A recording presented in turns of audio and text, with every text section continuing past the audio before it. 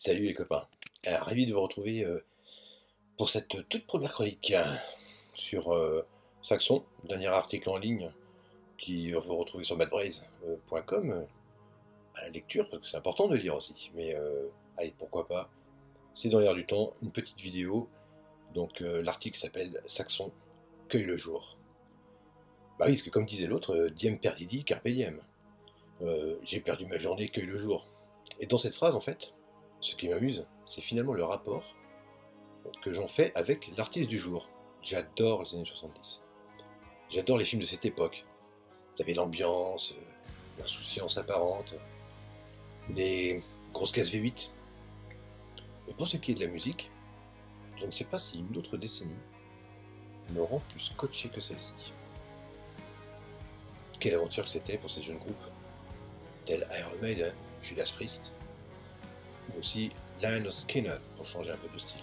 Mais j'adore tout autant.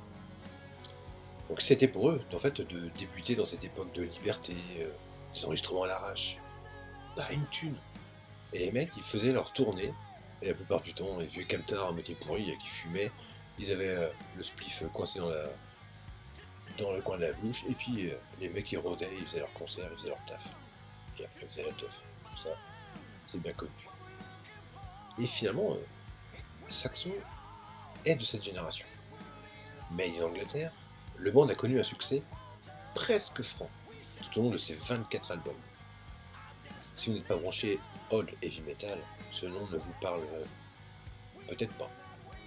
Surtout que Saxon a, contrairement à ses copains générationnels, en fait, connu une légère traversée du désert en 1990, enfin dans les années 90, et malheureusement les années 90 c'est aussi le début de la vidéo, MTV, tout ce genre de chaînes-là, et finalement pour la notoriété mondiale, ça a été un sacré tremplin pour pas mal d'entre eux, et bon, la Saxon n'a pas été au bon moment, au bon endroit peut-être, voilà. Mais par contre, Saxon, là, ils sont bien et bien là, et franchement, je kiffe. Parce qu'en fait, depuis 1977, Biff Byford demeure le frontman indélogeable de ce groupe. Ce Britannique aujourd'hui a 71 ans, donc la génération de Rob Halford, de notre ami Ozzy Osbourne. Ces mecs sont l'histoire du métal, et voyons ensemble ce que Saxon a à nous raconter dans ce nouveau volet Carpe Diem. Cet opus de 10 morceaux me fait voyager dans le temps. Pourquoi? Car durant ces 44 minutes, je trouve que l'on retrouve toute l'essence de l'old school. Il y a l'ambiance mystique, introduite dès le premier titre, pardon. Il y a une montée en puissance qui laisse Carpe Diem Seize the Day, premier titre, commencer à enflammer un peu le tempo. Les riffs de Paul Quinn, qui est aussi un membre d'origine, et Doug Scarratt sont carrés et efficaces. La voix de Biff, malgré les années, envoie le pâté. Mais ce n'est qu'une intro, car avec Edge of Dream, le frontman va chercher encore plus loin dans les aigus et dans la puissance. Et ajouter à ça la batoche de Nigel, gros clair, ça martèle le rythme, s'amusant de ces dizaines de tomes et de cymbales.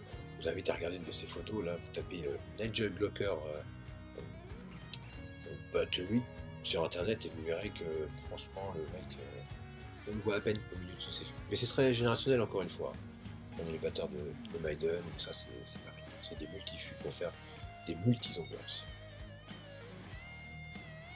Donc je vous disais que même si lors de certains tubes, tel le premier single sorti de l'album, qui est le numéro 3 de la playlist, The Pilgrimage, courte et efficace, s'ensuit Damn Busters. La plus courte des chansons proposées est également l'une des plus dynamiques.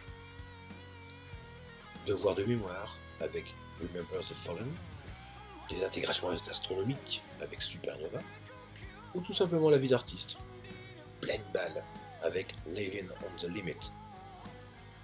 Les sujets sont bel et bien ceux du heavy, pas de soucis. Et ils sont bien ceux de Saxon, car le band britannique a cette force de rester ancré dans ce qui le caractérise, tout en incorporant des nuances du métal moderne. Passé le magique All for One, me voici à l'écoute de Black in the Night.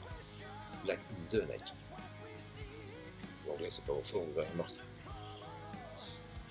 Mais, surprise, le premier couplet, dans son riff, comme dans la ligne de voix, me fait vraiment penser à un titre de Rob Halford, Hellraiser, sur l'album Made of Metal. Je ne parle pas évidemment de copier-coller, c'est certainement un hasard, qui est dû à ma propre oreille et à ma propre expérience, voire à ma sensibilité. Oui, je suis trop sensible, surtout quand on parle de métal. De fait, Saxon n'a plus rien à prouver, et pourtant, cette super production, Carpe Diem, démontre que les anciens sont toujours là, et qu'ils sont un exemple de vitalité, de création et de panache. La voix de Biff ne prend pas une ride. Et je suis bien curieux et hâtif de découvrir ça sur scène un jour. Ils seront d'ailleurs en France, les 2 et 22 octobre, si je ne m'abuse. En attendant, sous couvert du label Silver Lining Music, qui s'occupe aussi de Soen, d'Apocalyptica par exemple, la galette est disponible depuis le 4 février dernier. Donc, un petit portefeuille et c'est parti pour les chez le disquaire.